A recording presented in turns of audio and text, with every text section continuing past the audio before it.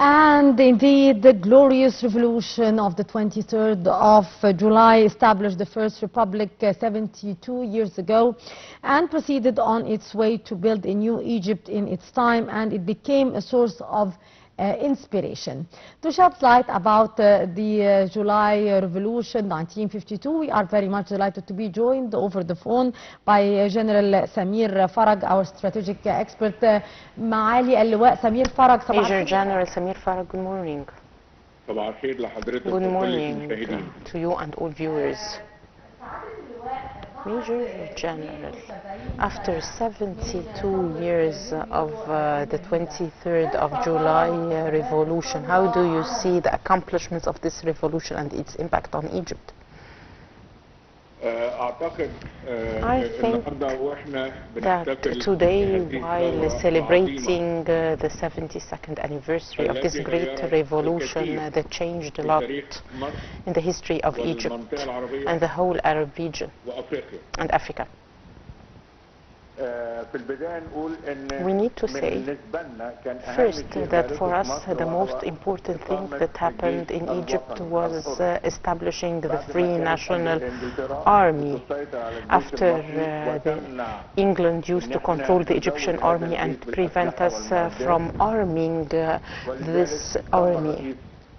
So late President Gamal Abdel Nasser made an agreement with the Soviet Union, and we established the first weapons and arms deal between Egypt and the Soviet Union. And also, as a result of this revolution, we were able to liberate Egypt from the British colonization after 72 years of its presence on the Egyptian territory. And also this revolution enabled us to put an end to the control over lands, and it made the decision of the land ownership reform. So now the small-scale farmers started to own fiddans of this land, and also it was the opportunity to construct the high dam. And if it was not for the high dam, we wouldn't have been able to deal with the floods and the torrential rains. But thanks to the high dam, Egypt was able to overcome both floods and drought. So it protected Egypt from the drought. Also, the revolution achieved free education, so education was accessible to all Egyptian citizens. This revolution enabled me myself to join the Egyptian armed forces. Before the 1952 revolution, there were no soldiers from the city of Port Said who would join the army, but this revolution gave us the opportunity to open the army for all members of the community. And also the revolution achieved social justice.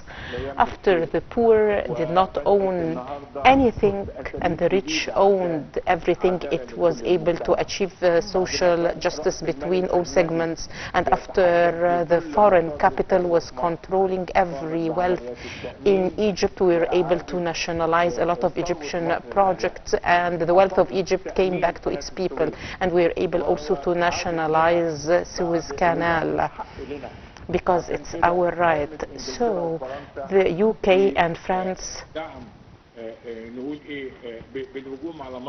attacked Egypt in the tripartite aggression because of the nationalization of Suez Canal. And also this revolution supported all independence movements and revolutions in all Arab and African countries. That's why in every city you will find the name of late President Gamal Abdel Nasser. And he also contributed to establishing the League of African Unity, and it turned afterwards into the African Union. So this revolution achieved a lot for Egypt, the Arab region, and it made Egypt a great country in the international community. Of course, sir. Major General, after 72 years of the revolution, We started establishing a new republic and a new Egypt. Now we are constructing a new republic. What is your vision to this new republic? And how do you see Egypt in the future? Let me first distinguish between the revolution of 1952 and the 30th of June revolution. Both emphasize to the Egyptians that the Egyptian army is the entity that always meets the aspirations and the needs of the people. In 1952 revolution, the Egyptians were against the control of the Ottoman Empire on Egypt, and the first president of Egypt was Muhammad Naguib. In the 30th of June revolution, the people also were upset from the ruling of the Muslim Brotherhood. So the army met their needs, and President Abdel Fattah al-Sisi came to expel them, and Egypt become a new republic under the presidency of President al-Sisi. Thus, today we start a new republic. Let's see what happened during this period with this new republic. We were able to construct a lot of roads, bridges, and we were able to overcome the crisis of electricity. And thank God we came to an end to this issue. And you can see also the construction that took place in Sinai. Sinai came back to Egypt. President al-Sisi said that the security of Sinai should be through development rather than security arrangements. So we did a lot of developments in Sinai, and we connected Sinai to all parts of Egypt, and we are planting 1.5 million new fedans, and we have a new port in East Port Said in Sinai, and it is an international port now. So Egypt now has the biggest port in the Middle East for containers, and today we are turning El Arish port to be the biggest port in the Mediterranean Sea, and we started getting into the trade of containers, and over the past 30 years we did not do so, but now we benefited from Egypt's location, and we are now becoming the hub for trading in containers, and there is also the manufacturing, the construction. Last week the Arab Organization for Industrialization said that it is going to manufacture this year all the equipment needed for bone surgery, and it is going to provide all the equipment for the CT scans and X-rays. So now everything we are importing is going to be manufactured in Egypt. And of course the unemployment rates have reduced, of course. Yet we are still facing challenges because we have a lot of unstable countries surrounding us. We see also what's happening in Gaza and its impact on us. There is also the instability in Libya that threatens the Egyptian national security, and to the south the instability in Sudan that is threatening Egypt as well. What's happening also in Bab el-Mandeb Strait between the Houthis and the Israelis reduced the income of Suez Canal and reduced its revenues.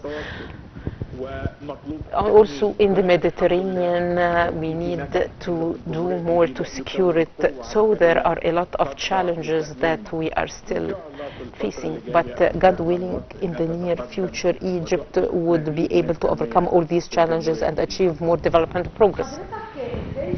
How do you see the efforts made by the state to protect its sovereignty and to protect its lands and its economy from all the threats that you've just mentioned?